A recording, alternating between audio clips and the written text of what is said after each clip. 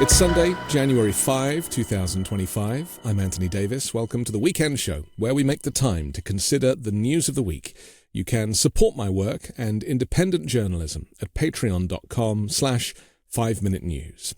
Our guest today is a Pulitzer Prize-winning investigative reporter, professor at the Rochester Institute of Technology, author of 7 books, including The Making of Donald Trump and most recently The Big Cheat, How Donald Trump Fleeced America and Enriched Himself and His Family. David Cay Johnston, welcome back to the Weekend Show. Glad to be here again, Anthony. We're having you back because, there was a huge amount of response to our conversation last week. And because there's so much to discuss, we didn't cover things such as immigration, and so I'm keen to do that. But now we have a whole new subject to deal with as well, which is domestic terrorism. So we'll come to that, unfortunately, in just a short while. But first, I want to ask you, why do you think that MAGA Republicans seem to still be so angry and vitriolic towards Democrats despite winning the election? Well, because they're angry at the world. I mean, part of Donald Trump's appeal is if you're angry about your circumstances, he's your guy. Back in 2010, when the Tea Party was around, I went to a Tea Party event where I live in Western New York, and I was absolutely stunned that the crowd there were not poor people. They were more likely, guys wearing tailored pants and loafers with no socks. And they were very angry. Well, Theda Skupkal at Harvard and a co-author wrote a book where they deeply examined the people who bought into the Tea Party. And their principal finding was that they had above average incomes. And this fit with my conversations with people who were there, who clearly were prosperous, but they felt like they should be much more prosperous. And it must be the fault of them. Interesting, because there is, clearly something going on that's inbuilt. I mean, we used the phrase last week, own the libs. And I often think that seems to be a huge part of people that are in the cult of Trump, that anything that Democrats might suggest is non-plus as far as they're concerned. But that extends to policy as well, doesn't it? And as an example of that, Trump wants to get rid of the Affordable Care Act because it's got Obama's name in the title. Right. Well, that's one part of Donald. Anything Obama did is inherently has to be bad and drive it out. But I'd be cautious about using the word policy and Trump in the same paragraph, much less the same sentence. Yeah. Donald doesn't have any policy. There's no depth of knowledge. There's no principles there to do that. But there's this belief that's been fostered for a long time among the right-wing Republicans, and that Trump has increased greatly. And that's the belief that there are a bunch of communists, socialists, fascists who are Democrats, and that they're ruining the country.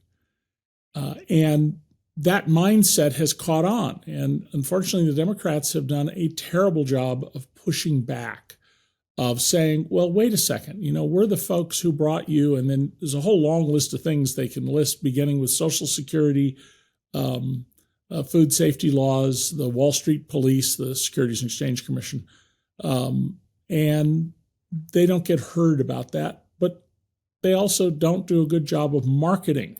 The Republicans understand marketing. The Democrats do not get it.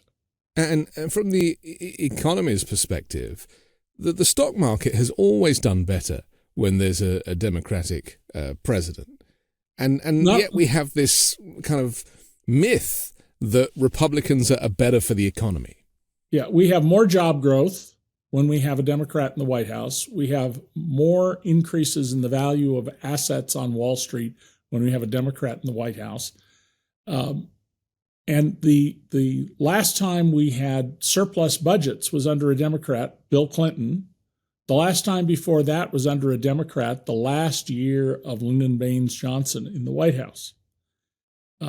But reality has very little to do with how people feel, particularly people who simply don't pay attention to the news. Journalism students at the Medill School at Northwestern University, just north of Chicago, did a study of vote results. And in counties that do not have a newspaper, daily or weekly, no newspaper at all, There are 3,300 county and county equivalents in America. In the counties with no newspaper, Trump won in 80 and 90% ranges in every single one of those counties, which tells you that information is a crucial issue. Donald knows that. That's why he's going to launch a full-scale attack to harass, perhaps prosecute news organizations that don't bow to him. You were quoted in the on the Press Watchers website, an article by Dan Frumkin, which was entitled "Trump Coverage Needs to Change, and Here's How." And the article started off saying mainstream media coverage of Donald Trump is a disaster. The incremental daily stories utterly fail to convey the extent of the danger he presents to the functioning of government, to national security, and to democracy itself. We see this when we not just read the papers, but even this kind of 24-hour coverage. There doesn't seem to be any concern that America just voted in an authoritarian. It's very much business as usual as far as the corporate media is concerned. Well, I wouldn't say the corporate media. I would just say the news organizations. We still have competitive news organizations, not as much as we did when I started out in the 1960s, but we still have competitive news organizations. But there is this absolute sort of acceptance of this is the way it is that's deeply disturbing. And what Dan wrote about, and what I think most journalists don't get, is Donald Trump is not a politician. Donald Trump is a con artist. He is a career criminal. He is the third generation head of a 4-generation white-collar crime family. They don't go around like the mob does, breaking legs or threatening people or burning down their buildings.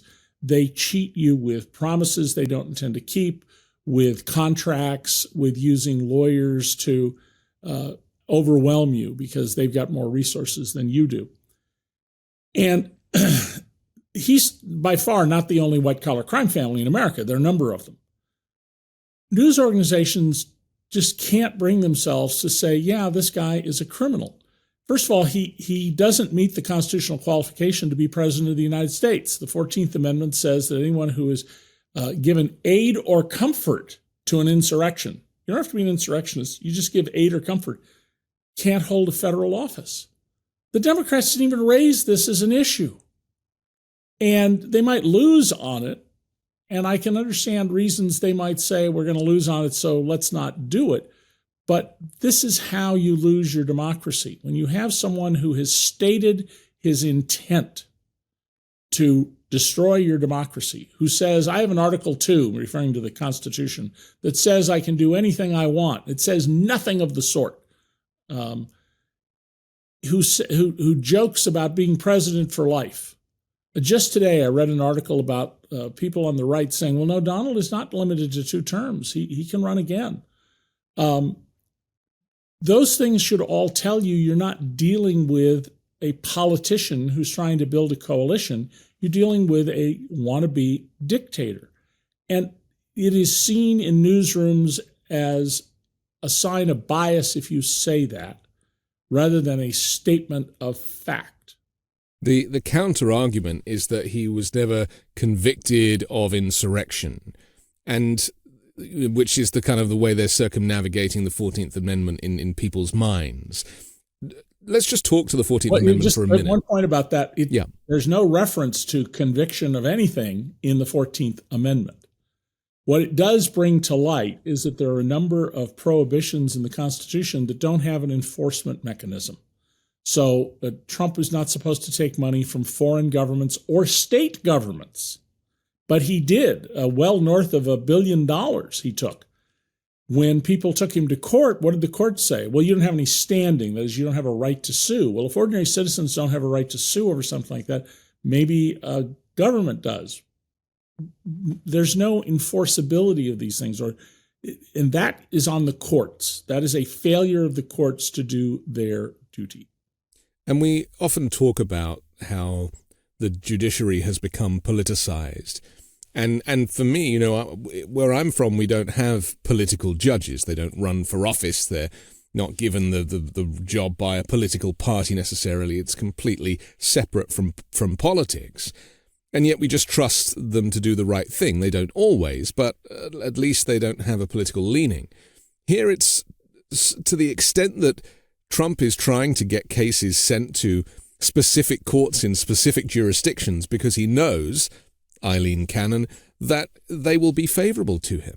Right. Well, when you file an action in federal court, civil or criminal, normally assignment to a judge is done with a random number generator. It spits out the whole thing and says, Judge Davis. Right. So the way you get around this is you bring the cases in places where there's one judge, or maybe there's two judges, but they're ideologically akin to one another. That's an easy to fix rule. All Congress has to do is say, no, you're within the entire district, you get that judge. And you don't get the one who's way out in the middle of West Texas. You're going to get who's ever in the whole district of West Texas. They can't even get together among the Democrats to fix that when they had majorities in the House and in the Senate. So one of the things you got to praise the Republicans for is they actually have been paying attention to the knitting, the fundamental work. They have for years been putting people in school boards, mosquito control districts, you name it, to build up bench strength. And they have been pursuing their agenda very thoughtfully. So people who follow the Supreme Court closely notice, well, John Glover Roberts in this decision as Chief Justice suggested that he'd be amenable to this kind of argument. And pretty soon there's a case making that kind of argument where you play a long game here. And the Democrats have just proven to be lousy at that, as well as, losing sight of the fact that their natural constituency is two groups, working class people, but also small business owners, not people who control huge corporations, but people who have a business that has 1, 2, 5, maybe 50 workers.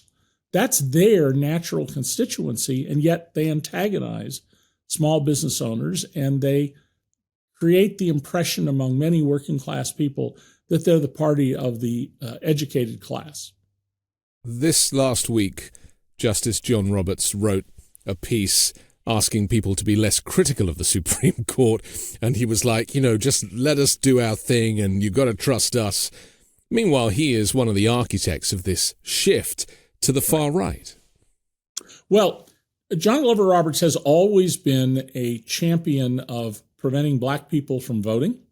That's how he started his career in the federal Justice Department more than 40 years ago. And as Chief Justice, in his annual letter, he reiterated his usual complaint. We don't have enough judges, which is absolutely true. We need to have many, many more federal judges, civil and criminal. But he didn't say a word about corruption on the court.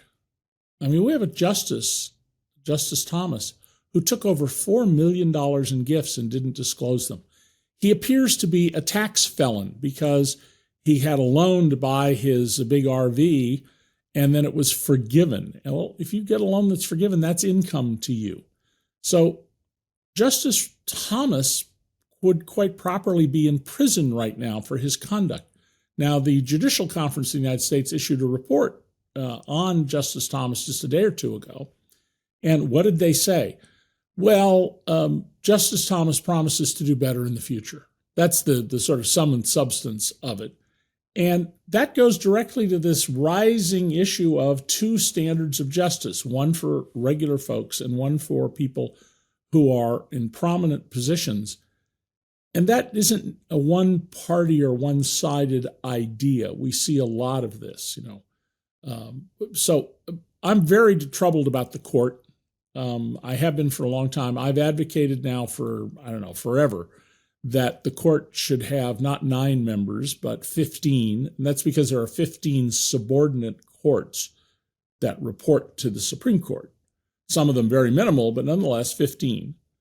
That judges should be limited on the court to 18 years for new appointees, which requires a constitutional amendment. That we should pay them their salary for life.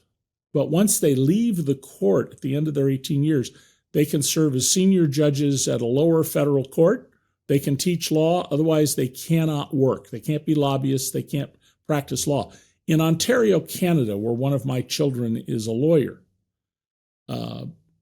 judges, once you become a judge, if she becomes a judge, she can never go back to practicing law in Ontario. And I think that's a very smart policy. And if we say, and you get a lifetime paycheck, then I don't see a harm there. But it'd have to be a lot of work to build public support for doing this. We need to have a court that's more representative of the public. The court right now is, I think, 6 Catholics. All of them went to what we would call elite colleges. Harvard is very heavily overrepresented. We want to have very, very smart people on the court, very deeply informed scholars on the court.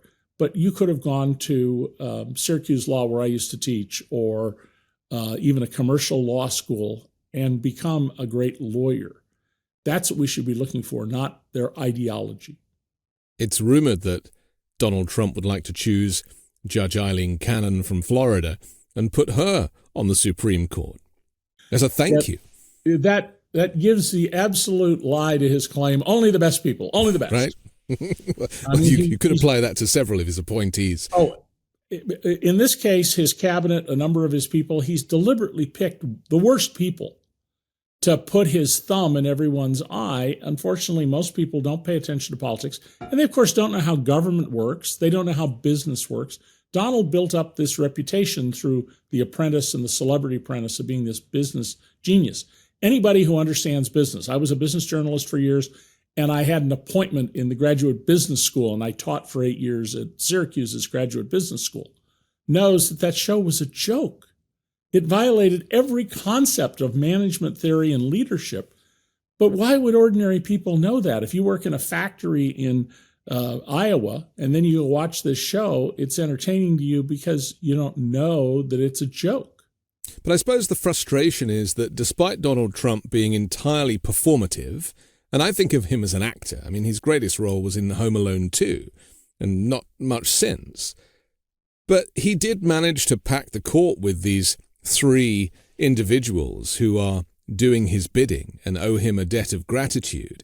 And that was quite the move. Well, 2 things about that. First of all, Mitch McConnell is the person who has brought all this upon us. As the longest-serving Senate Majority Leader, he did everything he could to pack the courts with people whom he likes, which means judges who will limit the opportunities to vote for people of color, that will take away or limit economic benefits for people who are poor, and impose a non-accountability standard for the rich and powerful in the U.S. Then there's Ruth Bader Ginsburg, who wouldn't listen to anybody who said, please retire because you're dying. You know you're dying. And no, she thought, well, I'll make it till the next administration. Trump is incredibly lucky. He got 3 Supreme Court appointments, and he almost certainly will get 1 or 2 more in the next 4 years. In fact, Thomas might decide to leave the court. He would easily replace him with someone else. And by the way, you compare his appointees. I don't like Neil Gorsuch's jurisprudence. You know, he wrote in an opinion once that a man given a choice between staying with his truck, which was broken down, or disconnecting the trailer and driving so he could find warmth so he wouldn't die in well below 0 temperatures. He held that the man should be fired because he abandoned his load. You know, so you're going to die or you're going to stay with it and die or leave and live. I mean, that tells you he has a horrible lack of humanity. Generally, though, he's a solid judge. Brett Kavanaugh, who was not investigated, and who clearly has very troubling matters in his background. The Trump White House diverted all the tips they got from women about him sexually assaulting them. He's got a serious judicial set of policies. I don't particularly like him, but he's a serious person. Amy Coney Barrett, she got appointed because they would give them a woman and she would vote to get rid of Roe versus Wade. Yeah. But look at Ketanji Brown Jackson. My goodness, that woman is the smartest member of that court. She raises questions that go right to the heart of matters that no one else does. I mean, she is the specialist in pointing out the 800-pound gorilla standing in front of you. and is, frankly, I think as a scholar in a league well above that of all the other 8 court members. That's the kind of person we want to have. And I'll take someone like Ms. Brown, whose views I don't like, any day of the week over someone who is going to do made as instructed court decisions. Let's talk for a moment, just going back to the first part of our conversation about why MAGA Republicans and Donald Trump certainly still hate the libs despite the fact that they have won the election. Because there was this phrase that came a couple of months before the election in November about bringing down the temperature.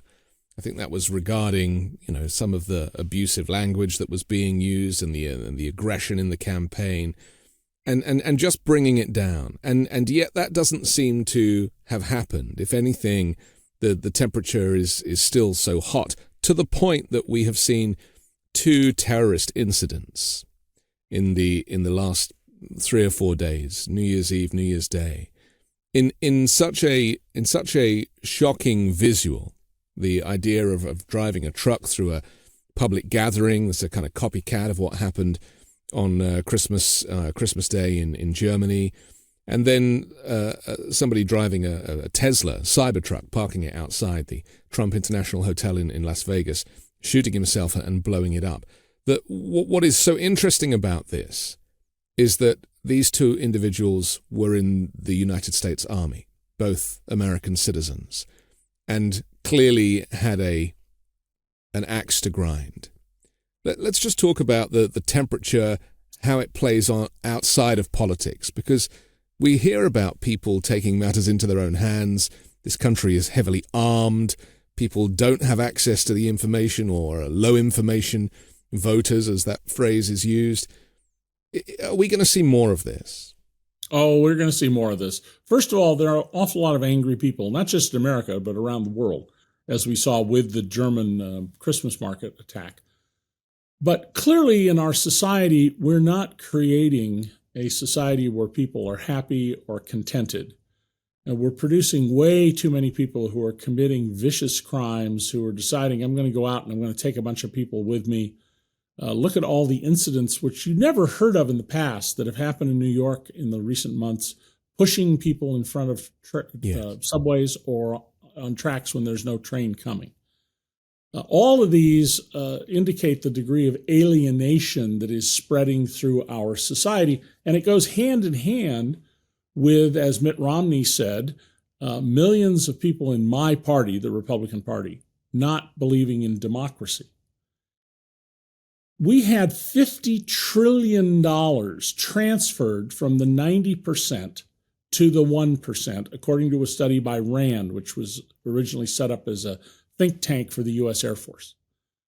$50 trillion would really change the country. That's almost 2 years, about 21 months of the total output of the country economically. And as people play by the rules, do what they're supposed to do, and then don't get rewarded for it, as they understand that under the current corporate policies, everybody is at risk. I mean, even tenured university professors, and I'm not a tenured, never will be professor, but tenured professors, their jobs are not safe anymore. In the 1973 recession, the then president of Delta Airlines, we used to call them presidents, not CEOs, announced that they were going to do everything they could for younger pilots to make sure they had work, even if it was being baggage handlers or working behind desks. And the head of the airline said, I'm not going to take any bonuses or extra things until I've rehired every one of my pilots. Today, it would be, yes, well, yesterday we fired 1,000 pilots, and you, dear shareholders, are going to make an extra 2 cents per share this year because of that. It is a complete undoing of any sense of a social contract. Well, if you follow that road, you end up at some point with the French Revolution. What happened in France in the 18th century? Every square inch of land was tied up, either in trusts by the aristocracy, trusts held by the church, or other vehicles. Your birth order, and your gender determined your economic future. If you're the second son or the third daughter, there was no economic future. Revolutions happen when young men conclude that the unknown future is worse than the known future. Now, we're not anywhere near that, but long before that come people who they're fed up, they don't care anymore, they're willing to kill themselves, they're furious at the rules. And a lot of this is the government rules. We went through a period because of the New Deal from the end of World War II until Reagan, where there were almost no bank failures. There were a few, but they were relatively minor to the economy. Jobs were secure. The real after-inflation incomes of the 90% more than doubled, while the real after-inflation incomes of the top 1%, and most importantly, the top 10th of 1%, hardly went up at all, because we had tax rates that essentially said, you want to spend more than $800,000 a year in today's money, you got to have a hole in your head because we're going to tax you at a very, very high rate. And we've changed all the rules. And people may not understand those rules, but they see the effect of it. Hey, wait a minute. Why were mom and dad, and for that matter, grandma and grandpa, better off than I am? How come at my age they owned a home and had paid off their mortgage, et cetera, that people see? So there's a lot of anger. Donald is going to try and provoke that anger, especially from people who are critics of his, so that he can take extraordinary measures like suspending the privilege, not the right, the privilege of habeas corpus, which means he can have you arrested and held in jail and you don't have a right to see a judge. The explosion that took place outside Trump's hotel, this guy drove hundreds of miles, specifically rented a Tesla Cybertruck, which Elon Musk is now claiming is practically bomb-proof and he chose the wrong vehicle. But that's not really the point, is it? That this was clearly a protest about the relationship between Donald Trump, who supposedly is a man of the people, going into public business with Elon Musk, the richest man in the world, a tech billionaire, and giving him all this responsibility. I mean, it seems pretty obvious. The FBI would deny this, of course, but it seems pretty obvious that this is the connection. I think it's very clear, first of all, that both the New Orleans attack with the pickup truck at high speed down Bourbon Street and the Cybertruck explosion are manifestations of this anger and hatred over what America is at the moment. Not what it can be, not what it used to be, what it is at the moment. And, Musk can make his argument, the explosion wasn't as bad because I built a good truck. And in fact, one of my first thoughts was, well, the guy who did this, who shot himself and then the bomb went off, didn't think this through very carefully because he didn't achieve his goals, evil as they are. But we're always going to have lone wolf attacks. When the troubles were going on in Northern Ireland and there were all the attacks that took place in London, there was no prospect that the military wing of the folks who wanted to go back to being part of Ireland, not part of the United Kingdom, that they were going to succeed. They could harry the British, right? They could kill some people at Harrods department store, but they weren't going to overthrow the government. And we're going to see more harrying actions by people who are angry. And some of them are going to be by Trump supporters who are angry at him. And let's remember, the guy who shot at Trump, and all the evidence suggests did not touch him with a bullet, killed other people, but there's no evidence Donald Trump was struck by a bullet. He was apparently a registered Republican. Yes. So don't, as was his father, make simplistic assumptions about what's going on. But yes, we're going to have more anger, and I don't think it'll be unique to here, because while the world has gotten more and more complex, instead of adapting and making life better for the vast majority of people, we're in an era where the top 10 or 15% are doing okay and everybody else is struggling and living in, and I would say, in a state for many people of economic terror. I mean, if you don't have any savings in the bank at all, or maybe a couple of $100s, and the transmission falls out of your car, how are you going to get to work to feed your kids and make the increased payment of rent or your mortgage payment? And we've actually set up mechanisms to make it harder for people. In Florida, just as a simple example, 85% of people who apply for unemployment are rejected because the system is intended to not let anybody get unemployment insurance. And it also helps the unemployment figures if they're not paying out, and then governors can claim that unemployment is low in their state. But Right. let's just talk to the economics of this, because I've always been of the opinion that the reason there is dissatisfaction and dispossession and frustration that leads to violence or family separation or whatever is down to wages. And that, you can look at the graph and you can see where wages effectively stopped growing. And, this kind of coincides with, where was it, like 1978 or something? There's a point at which they stopped growing, the cost of living continued to rise, and wages remained stagnant.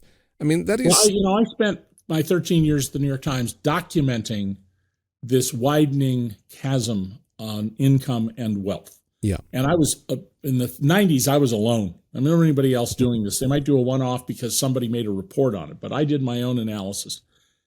In my book, Perfectly Legal, about the tax system, there's a chart.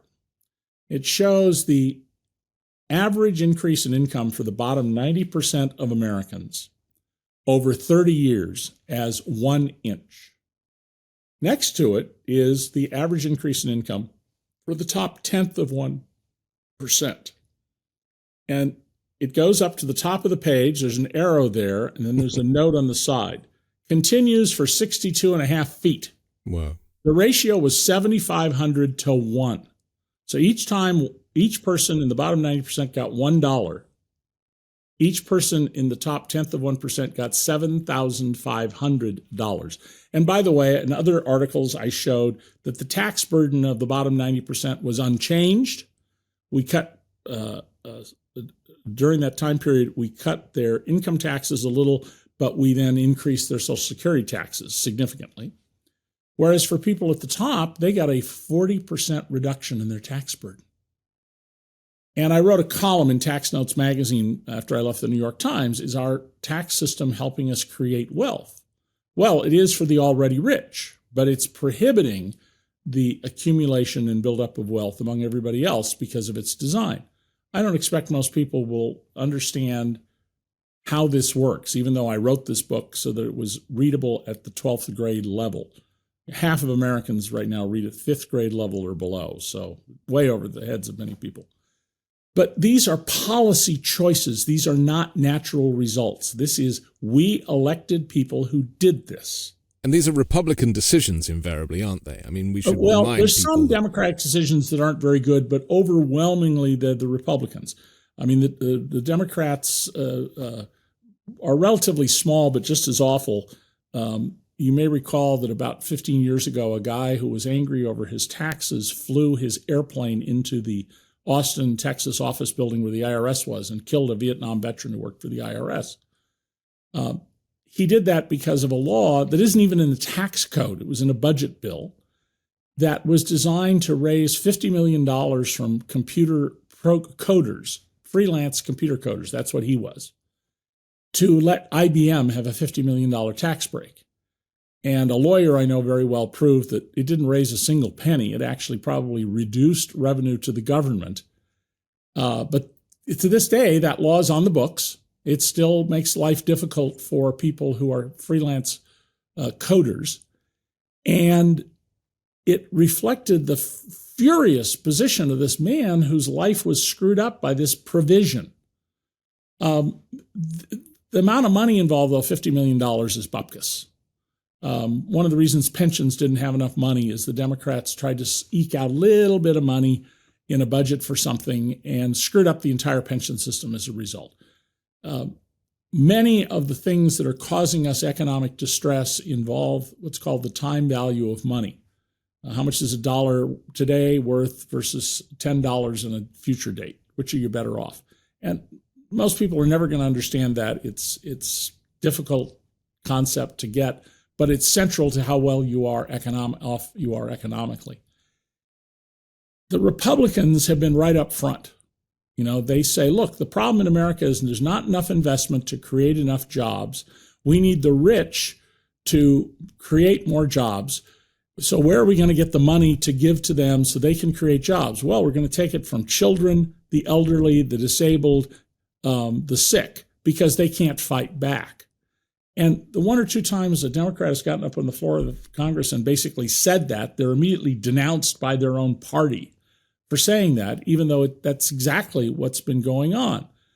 And by the way, you don't need rich people to create jobs. That is a huge myth.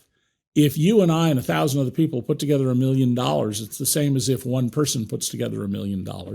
And we're more likely to have smart investments if there's a lot of people who are involved in making those decisions. So who came up with the concept of trickle-down economics and managed to convince people that it was a thing? Well, that's a Democratic attack on Reagan's idea. And while Reagan's idea was reported by news reporters, most of whom do very good work about what they're told, but don't have any theoretical understanding of what they're writing about, once the Democrats and critics of Reagan adopted this, they all adopted this trickle-down economics. I've pointed out it was not ever intended to be trickle-down economics. It was Amazon up economics or Niagara Falls up. Yeah.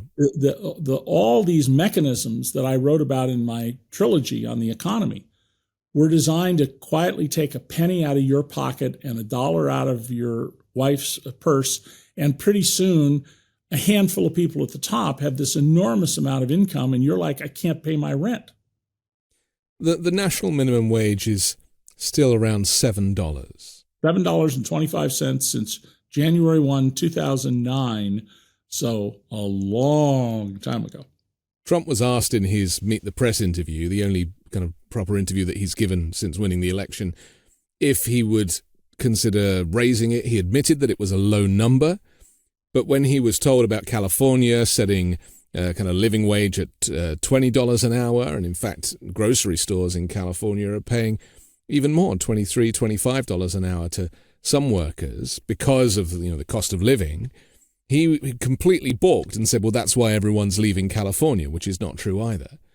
So will there ever be any movement? Because, let's be clear, all of these problems that we have discussed, all of this upset is caused by the fact that people simply do not have any money and are relying on credit cards just to balance their books every month. The last time the minimum wage went up, it was under a law signed by George W. Bush. For 3 years in a row, the minimum wage was raised.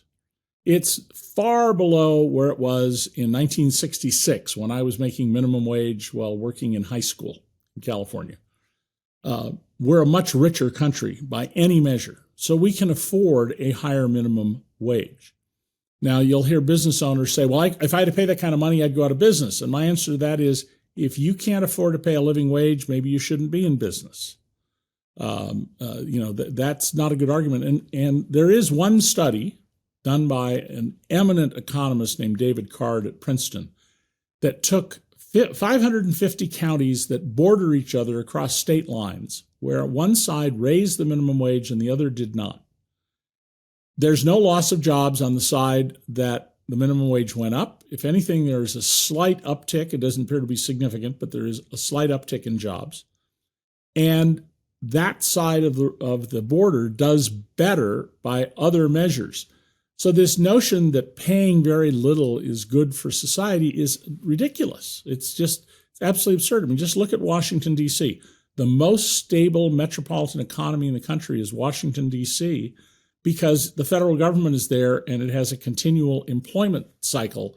There isn't a big loss because of economic cycles as you have in places that manufacture cars or other cyclical industries. The Reagan campaign in 1980 repeatedly said, we want the wealth creators to enjoy the fruits of their success. And he had an argument that the tax rates we had discouraged people from spending their money on their lifestyle. If you and I owned a business and you came into me at the day after Christmas and said, oh my God, we're going to have $10 million more profit than we expected. We made a mistake in the accounting. I would say to you, well, you got 5 days left to go spend $1 million for the benefit of the company. So You can pay you and me and some other people a bonus, but that production line that we put off, I want a contract signed in 48 hours with a big advance payment to soak up some of that money and go buy some replacement trucks and do a whole bunch of other things so that we don't pay taxes on that money and we use it to grow the business. When you cut the corporate tax rate to 21%, what you're telling companies is, take money out, because nobody actually pays 21%. You're likely to pay about 8% or 10%. Take the money out. And what do we do when we take it out? Well, the average billionaire, according to a number of studies, owns 12 houses, 12 homes, some of which they may not see for years. Yes. That's an unproductive asset. And when you withdraw capital from a business, you are inherently destroying jobs. On a macro level, think of the whole country, all the money withdrawn means fewer jobs. You want more jobs, you have a tax system that says reinvest in the business, and over time, the business will continue to grow. Do we really need to have a society where the average billionaire, and there are now thousands of billionaires in this country, there are now many people, not, I think, 100 yet, but certainly into 2 digits, whose annual income is north of $1 billion a year. Do we really need for them to have, more art on the walls, more antique cars they bought for $4 million, more fungible tokens they bought for ridiculous prices? We're setting up an economy of extraction to the very wealthy rather than an economy of reinvestment in the society. And one other part of this, Anthony, it was common in American business up through the end of the last century for companies to invest money in the further education of their workers. The world is full of people who got a master's degree or a second master's degree or a doctoral degree because their employer paid for or heavily subsidized that further education. Hardly ever happens anymore.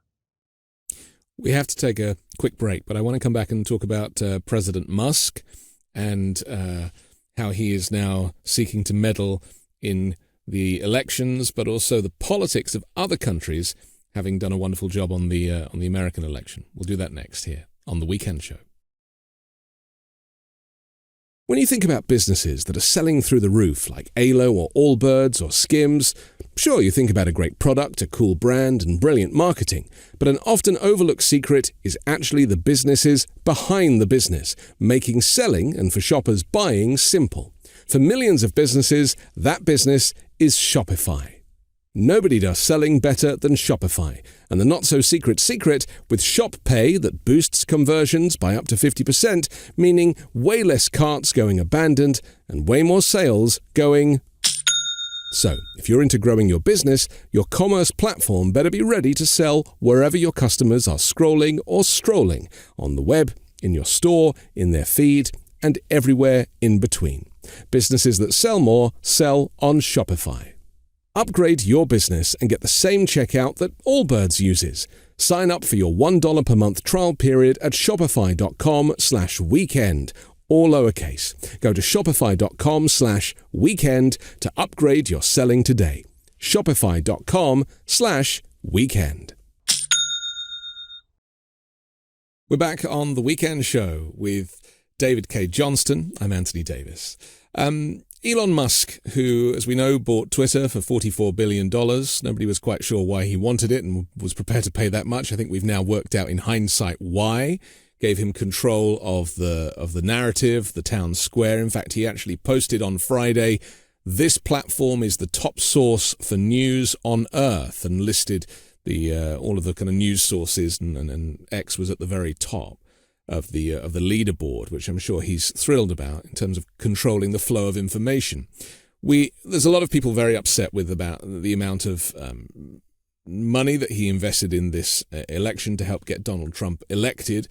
A lot of people are very upset about the relationship he seems to have with Donald Trump. Now he's living in a cottage in Mar-a-Lago, apparently, so that kind of bromance is flourishing.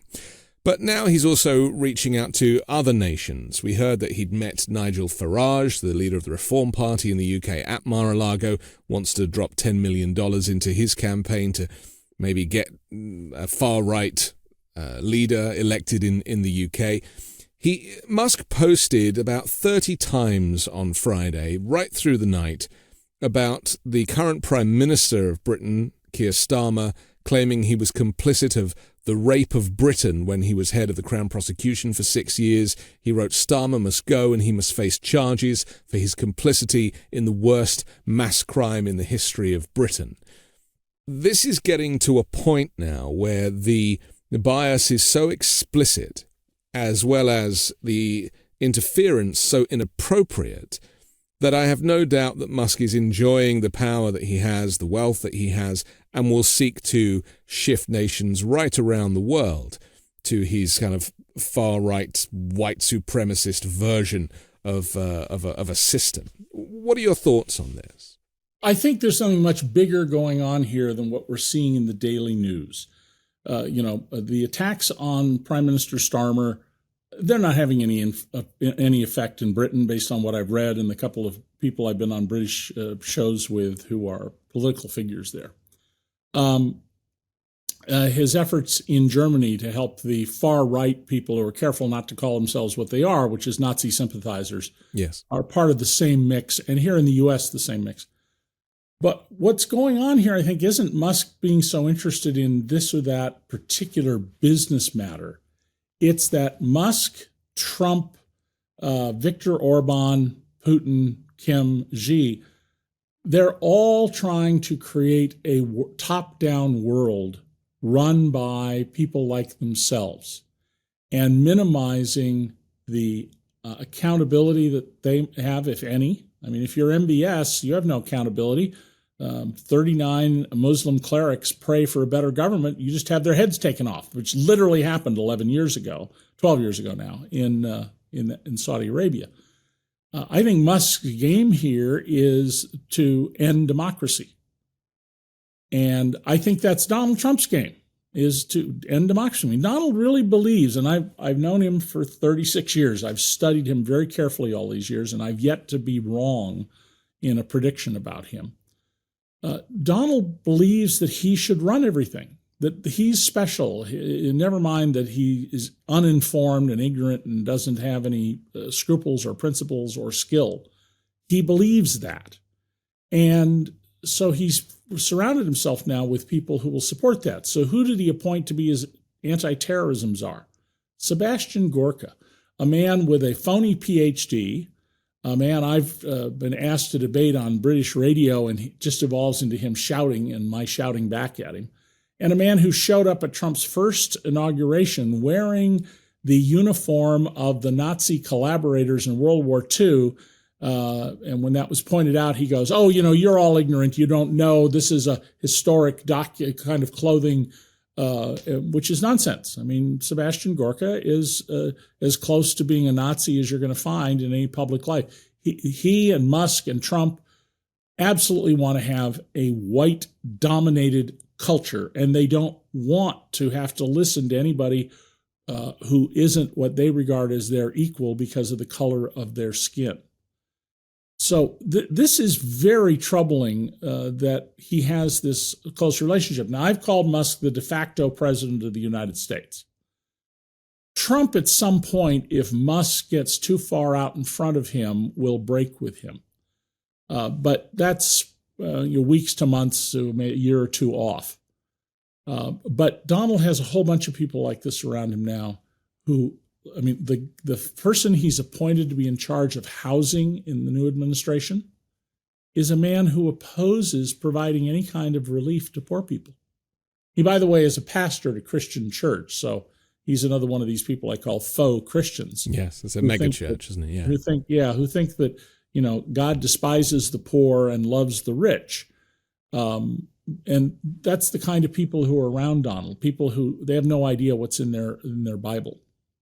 So people that are sucking up to Trump and Musk, these other kind of oligarchs in Bezos and even Zuckerberg, and in fact Zuckerberg has made a serious change of personnel in the last few days because another Brit, the former Deputy Prime Minister of the UK, Sir Nick Clegg, is to step down from his current job as President of Global Affairs at Facebook, and he is being replaced with a Republican Joel Kaplan, who previously served as Deputy Chief of Staff in the White House during George W. Bush's administration. This, again, is a political shift even at Meta, where a liberal Democrat steps away from this role of heading up global affairs, and in comes again a kind of right-wing operator. This is not by accident, is it? No. What Trump understands is that he can use leverage, sometimes just jawboning leverage, to get corporations to bend the knee to him. So he sued ABC News, a division of Disney, because George Stephanopoulos referred to Donald Trump as an adjudicated rapist or language along that line. I think he just said rapist and didn't say adjudicated. No, maybe you're right. He didn't say adjudicated. The fact is that Donald Trump, under New York state law, according to federal Judge Kaplan, committed rape. I think that's a non-controversial issue. But ABC, rather than fighting, and I think they would almost certainly, 99.99% have won that case, they bent over. They gave him $15 million for his future presidential library and $1 million to pay his lawyers. So it's a fundamental problem here that business leaders have a fiduciary duty to the business. It's not to the shareholders, by the way, as people believe. It's to the enterprise itself. They have to look at Donald Trump's ability to damage the business and make choices. But Zuckerberg has donated $1 million to the inauguration fund for Donald Trump. I mean, he's really kind of diving in with both feet. And yes. Do you think that there is a dilution of kind of neoliberalism, which has kind of kept the world order together, in as much as even these? Because I think Zuckerberg was never really thought of as a conservative at any time. I mean, he was an anarchist as a kid and came up with this cool thing, and but eventually the money is corrupting, isn't it? Yes, I mean, I will give some defense to business leaders that they have an obligation to protect the company, but we shouldn't have a president of the United States who's a predator. We shouldn't have a president of the United States who's using his office not to make the country better, but to further his personal particular interests and views. Donald has said many times, you shouldn't be allowed to write about me anything I don't approve of. I don't know what could be more dictatorial than that. That's what Stalin does. You write something in the news in Russia that he doesn't like, you'll end up in prison and you may well just disappear, which is why many of the Russian journalists who write for Russians are in Turkey and Paris and places like that. Democracy is under full-scale assault by Donald Trump. If Donald Trump can overthrow our government, which he already tried to do once, he will do it. He's referred to Americans who don't support him as the enemy and says they're a bigger problem than China and Russia. He said these are bad people, these are sick people. I mean, he's talking about American citizens who choose not to vote for him, which is a remarkable statement to make. But maybe democracy... And claiming, Anthony, also claiming he has this mandate. Right. Now, Ronald Reagan got a mandate in 1984 in the re-election. Lyndon Baines Johnson, in his only election in 1964, had a mandate. Both won by around 20 percentage points. Donald won by 1.5 percentage points. He didn't even get 50% of the vote. He doesn't have a mandate, but he keeps repeating that. Yes. And I've been making it a point to, for the last week, sort of dip into various discussion groups to see what happens by presenting facts. And what you get back is, you're a liar. How much is George Soros giving you? That's just not true. And ridiculous assertions by people. Things like windmills require so much oil that it will drive up the price of oil. The biggest windmills out there have about 100-gallon oil tank. They change the oil about once a year, and they refine it to clean it up, and they use it again. We're the number one oil producer in the world. We're producing somewhere north of 12 billion barrels of oil a day. Under Joe Biden. Yes, under Joe Biden. Yeah. And so this is just ridiculous. But many people have no sense of scale. They don't understand 1,000 from 1,000,000,000. And Donald exploits all of this, and he does so brilliantly. I mean, look, the man is the greatest con artist in the history of the world. He's got lots of people believing he's a genius, believing he's a Christian, believing he's a family man, believing that he's a geopolitical diplomat. And believing he's a good lover as well, which is maybe the greatest confidence trick of all. Let's just go back to this notion of democracy, because a couple of years before the election, Republican spokespeople started to use the line, "We're not a democracy, we're a constitutional republic," trying to just change the language on this a little bit. And I've always said that it's unfortunate that the Democratic Party has the word democracy in it, because it almost has become a stain on their marketing. Because the Republicans now, many of them are like, well, we were never a democracy and we don't want to be a democracy, and democracy is for Democrats only. Right. Well, we don't want to be a direct democracy, and the framers of our Constitution, who knew their Athenian history very well, understood that the Athenian democracy 2,500 years ago was set up to be very conservative in terms of change. You could change things, but it was difficult, and that's what we do under our Constitution. But absolutely now, going back to Reagan, this notion that we are not a society has been building. Margaret Thatcher said, we're not a society, we're, 55 million people who live in the United Kingdom. Reagan said essentially the same thing, and a lot of Republicans have been saying that. All that it means that you're a constitutional republic is that we elect representatives who we then temporarily imbue with authority to act in our name. What Americans lose sight of is we're their bosses. We're not their subjects. We are their boss. And I said this face to face to Nancy Pelosi one day. I'm your boss. I and all the other people out there, we're your boss. Maybe not you personally, because I don't live in your district, but you're subordinate to us. We've just temporarily given you the power to act in our name. And the Republicans very much want government to be a power unto itself. That's been a core position of theirs going back way before Ronald Reagan. I can certainly trace it back to the 1930s. And I suspect it goes earlier than that. I just haven't studied that. Democracy is under assault, and it's deeply under assault. And that line of Mitt Romney's is really important. Millions of people in my party, the Republican Party, don't believe in democracy. If you don't believe in democracy, I'll tell you what else you don't believe in. You don't believe in liberty. And yet freedom and liberty are often weaponized by MAGA Republicans. They feel like an ownership over the American flag and patriotism.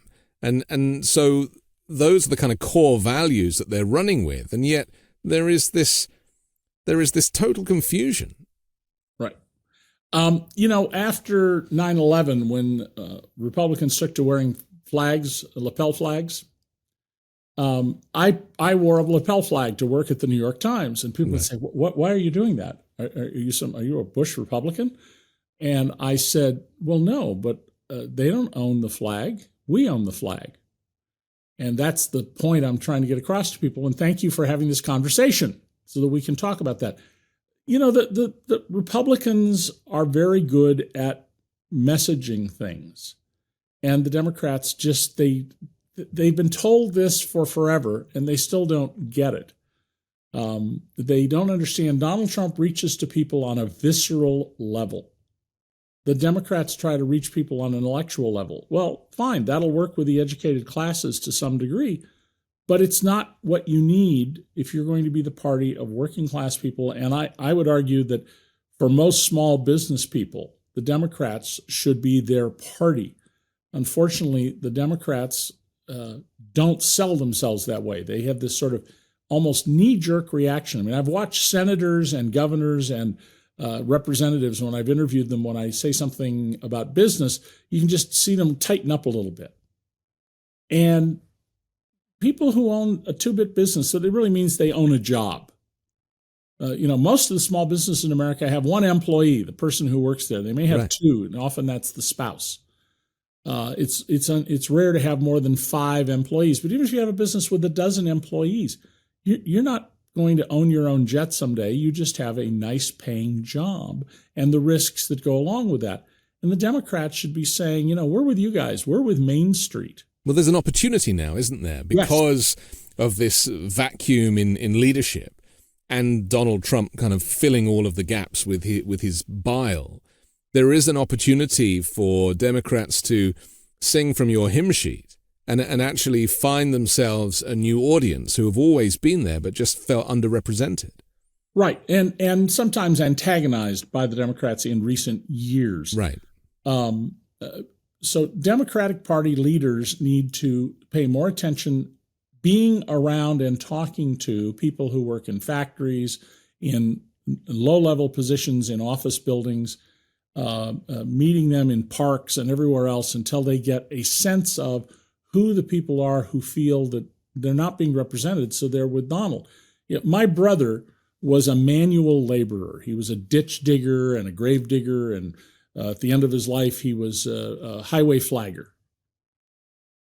He wasn't dumb, though, and he often would call me up, and he'd seen some things in the news. He'd put them together, and I'd write a memo, and it'd turn out to be a story in the New York Times in a few days. He had very good insights. And I went to visit him one day in 2008 when McCain was running against Obama. And I said, Eric, why is this neighborhood? He lived in rural Oregon in the woods. Why are all these McCain signs around? McCain's not good for the folks who live around you. And he said, well, if I hated gays, owned guns, or believed in God, I'd be a Republican too. Because what have the Democrats done for me? All they do is give in and give in and give in to the Republicans' demands to take and take and take so the rich can have more. So, I understand the people around me, whether it's they love God or they believe in God or they hate gays or they're gun lovers. That's what's going on with them. And I thought that's a really profound insight into what's happening. What have the Democrats done for me? Well, along comes Joe Biden, who does real things. In 2023, the median wage in America, half make more, half make less, went up 20% more than the average wage. Now, I've been documenting inequality for 30 years. The trend has been for the average to pull further and further away from the median. That changed. But did you see a single news? I was going to say, we didn't hear of it. Not one word about that appeared in the news. Not a single word. But these issues are, to me, the elephant in the room. Even you mentioned the production of oil. That under Biden we are drilling more than ever, and we have more oil than we know what to do with, and we are energy independent, to coin a phrase. It's the same with immigration. I mean, Biden has been deporting more people than Trump ever did.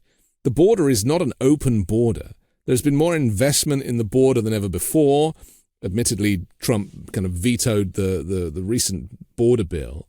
But these things are happening, and yet from a marketing perspective, Trump owns the narrative and gives the impression that Democrats have failed, and blames the immigrants and blames trans people and blames anybody but himself. He perfectly defined that, Anthony, right? Absolutely perfect. In the news business is an important concept, and that is of the news herd. So once something becomes a narrative, as long as you stick with that narrative, you'll never get in trouble with your editors or producers. So when I was at the New York Times, for example, one of the things that annoyed me was there were all these stories appearing in the Times and elsewhere that referred to something called the alternative minimum tax as a tax on wealthy people to ensure that they couldn't load on one exotic, tax deduction and bizarre tax idea on another and eliminate their taxes or reduce them to almost nothing. We had such a law from 1969 until 1986.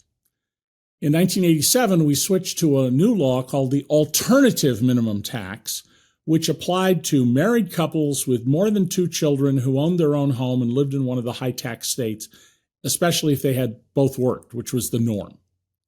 It had nothing to do with rich people. In fact, all those things to limit rich people gaming the system were repealed. So I would complain about this constantly to editors. I wrote a story in the Sunday Week in Review section with a graphic saying, okay, now people won't continue to do this. And of course, after I left the paper in 2008, it just bloomed again because nobody was complaining about it. And an editor at the Times wrote to me and said, it's just shorthand. Well, journalism needs shorthand. We need to quickly explain things that most people understand so that we know the ball game we're in and move on. But inaccurate shorthand is indefensible. And I can show you throughout public policy shorthand that's been adopted. That now the herd has this idea. Therefore, and one of them is, I just read within the last week, 2 news stories, one in the Wall Street Journal, and I don't remember, I take 20 newspapers, which other paper, I think it was the LA Times, that talked about uncontrolled inflation under Joe Biden. Well, first of all, the highest inflation in the country was more than 40 years ago. Inflation under Biden came down. At the peak point on a monthly basis, it was about 9%. It's below and has been for about 2 years now, below the post-World War II average. Yeah. And yet the narrative, Biden, inflation out of control, continues. The recent spike in egg prices. Egg prices are really high right now. It has nothing to do with Bidenomics. Bird flu forced the slaughter of more than 1 in 4 laying hens in America. You got 384 laying hens and you kill over 100 million of them. Egg prices are going to go up. Yeah. But if you go into a forum where this is mentioned and point that out, how much is George Soros paying you to spread this lie? But the effect of this fact is a core problem. The effect is that half the country is voting for the wrong team. They've basically been convinced to vote against their own best interests, right, because of the tribal nature of the cult of Trump. But it's been going on long before Trump too. That the confidence trick is that the Republicans will see you better financially, and so people go there because invariably the vote is based on the economy. The Republicans have sold the notion that they're the party of prosperity when all the economic data is very clear. No, they are not the party of prosperity except for the already rich. And that's one of the themes that the Democrats should get onto. Obama did very briefly, and then he backed off, that what we want to have is a society where more people are prosperous, not that the prosperous are more prosperous. We should be measured, as FDR said, by how well we treat the least among us. That certainly, if you claim to be a Christian, should be an absolute core value. And then the idea that, that's government, that's totally different from my personal nonsense. Yeah. There's no support for you on that in your New Testament if you'd go actually study it. This is the problem with money in politics, with huge donations and foundations and loopholes, is that both parties are trying to outraise each other. And so therefore, they have to stay on good terms with the wealthy because they're looking to be supported. Well, after the Watergate scandals, where we had, the famous safe with over $250,000 cash in it and all this money that no one knew about sloshing around the Nixon campaign and financing crimes, criminal conduct. A whole lot of people, including 2 attorney generals in the United States under Richard Nixon, went to prison over this. Reformers came forward with ideas. Well-intended people, Common Cause, Fred Wertheimer, folks like that. I was covering Michigan at the time, Lansing, for the Detroit Free Press. I was the investigative reporter for the paper Outstate. And my bureau chief and I covered every single aspect of the Michigan campaign reform law. And we passed the toughest campaign finance law in America, much tougher than the federal laws. And it backfired, just as the federal ones did. Instead of reducing the power and the influence of billionaire money, corporate money, and undisclosed contributions, it made it worse. Now, the Supreme Court is an important element in this because in a series of decisions leading up to Citizens United in 2010, the Supreme Court essentially has said speech and dollars in political campaigns are equal, which is ridiculous. I mean, it's just as undemocratic as it gets. But this whole system has backfired. It has greatly enhanced the power of a tiny group of people. There are about 20 zip codes in Manhattan and Los Angeles County on the west side of LA. that account for a vastly disproportionate share of all campaign giving at the federal level. And those people are able to write the rules that benefit them. I mean, why wouldn't you do that? Most of the regulations, the Republicans will rail against regulation. Who wrote the regulations? Well, the businesses who are supporting Republicans. Right. Every school child who paid attention, so exclude Donald Trump from this, knows that Upton Sinclair's novel The Jungle led to the 1906 Pure Food Act and the Pure Meat Act. But what almost nobody knows is we had an 1890 Pure Meat Act. Why? Because European beef and pork interests said, oh, you don't want to have that American beef, it's dangerous, it'll kill you. American pork, it's dangerous. So Congress passed a law to ensure the safety of beef and pork so long as it was sent to Europe. Right. They were looking out for consumers. They were looking out for the business interests. Right. And this happens all the time. The regulations are written to reduce accountability at the top, push more harm onto ordinary citizens. And yet the Republicans say, we're here to help you with this. It's phenomenal, the ability to sell, black as white, which is what they're doing. I call it turkeys voting for Thanksgiving, and that's the best way I can describe it. So finally, let's talk about, because we've talked about the confidence trick or the marketing exercise that makes people think that Republicans are better for them when that's clearly not the case. And yet there's this phrase that I think really encapsulates a lot of this, that America is the greatest country in the world. We hear it all the time, and I believe it because I choose to live here, and I have a choice of living in a country that has, socialized medicine and free education and everything else. But I choose to be in the United States. So I understand, but the healthcare system here is non-existent. There is no social safety net as far as I see it. We have gun violence here. We have no decent public transit or investment in it. Work-life balance is crazy, with people working more hours than ever before. There's income inequality, as you've discussed. The cost of education is crazy. Urban planning is pretty terrible. It's car-centric. There's political polarization. People don't believe in climate change. All this stuff. Oh, and we should probably mention school shootings and mass shootings. Again, things exclusive to the United States. And yet, people will allow it to drip off the tongue. This is the greatest country in the world. Well, just qualify that for me. That was the opening scene in the HBO series The Newsroom by Aaron Sorkin. Right. College sophomore gets up and asks the Jeff Daniels character, can you tell us why America is the greatest country in the world? And he tries to dodge it. And then finally he does a rant where he says, well, we're not. We're 6th at this and 47th at that. And the idea of America is the greatest idea in the world in terms of governments. But the reality is not. We're not the highest income country. We have horrible maternal and infant death rates down in the neighborhood of Cuba, of all places. Yeah. We have terrible problems with pollution. For a number of years, life expectancy has been growing, but much faster in many other countries, Europe, Australia, New Zealand, than in America. And for a while, we were literally going backwards among middle-aged white males, which ought to be a pretty strong indicator in a country that's as white as America is, that something's really gone wrong here. And I think a lot of that is because we've created a society in which the voices that get heard in Washington are not the voices that need to be heard.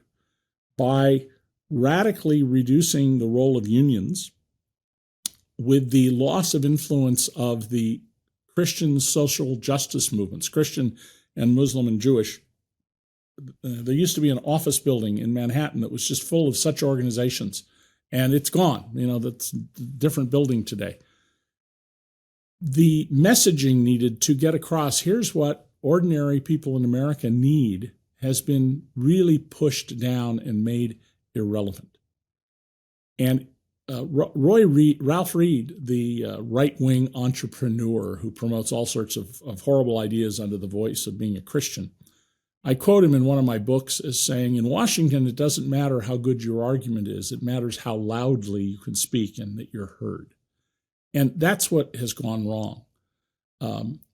I often tell audiences when I was on the lecture circuit, I would say, call up your congressperson, call up their office and say, next time a congressperson is going to be in town, I'd like 5 minutes with my congressperson, and see what happens.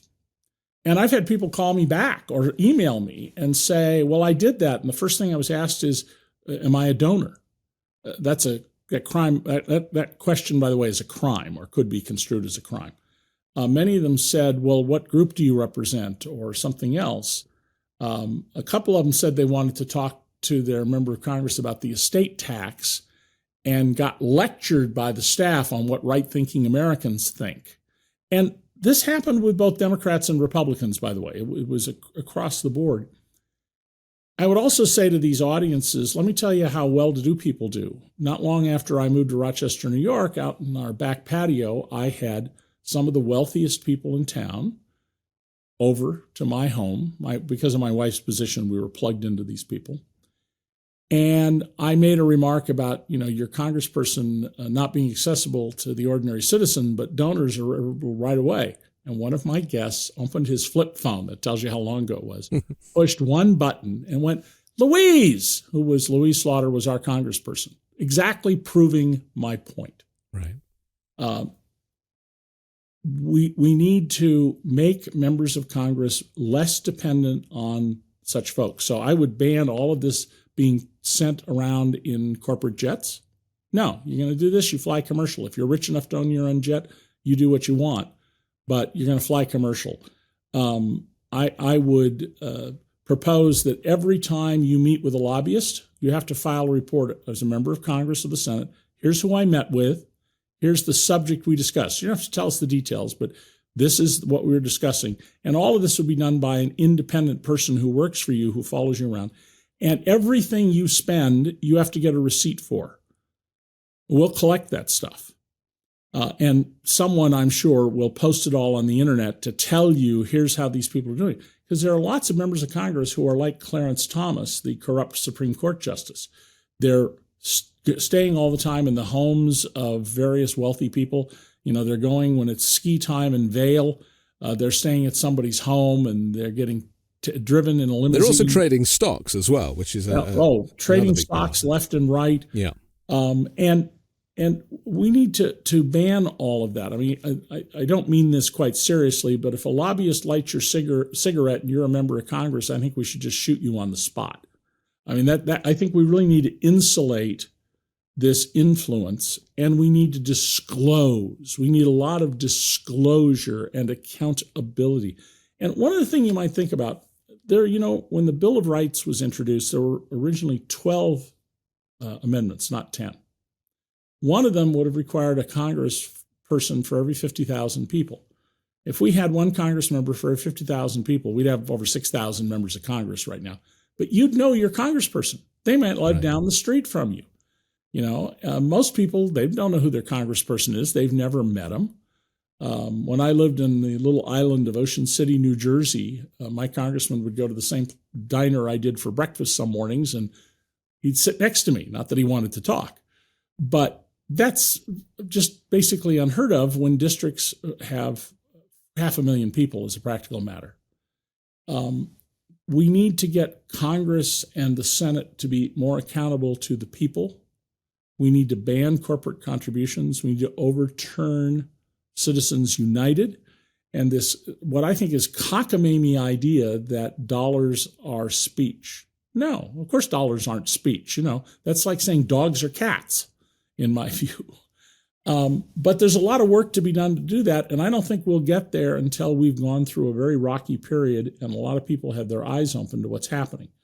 So, So in a way, Donald Trump's tenure could actually be useful, because when you get so far low, there's only one way you can go, and he's certainly going to block freedom of information requests and everything. And so the transparency that you're speaking of will not be present in his forthcoming regime. So LTBT, let Trump be Trump. Yeah.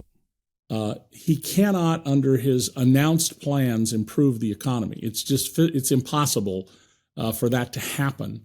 How bad it gets depends on circumstances, many of which are beyond his control. But if we just let Trump be Trump, we're going to see what he's going to do. Freedom of Information Act.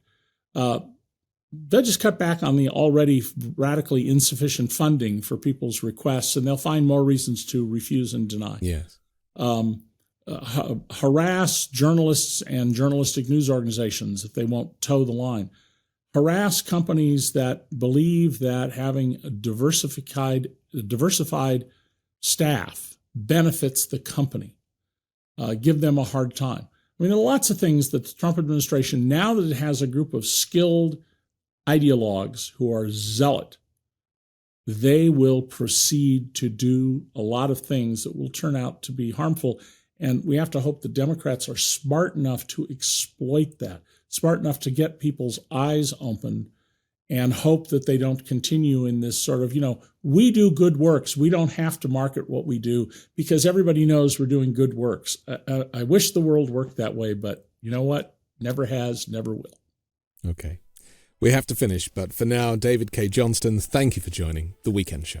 Thank you, Anthony.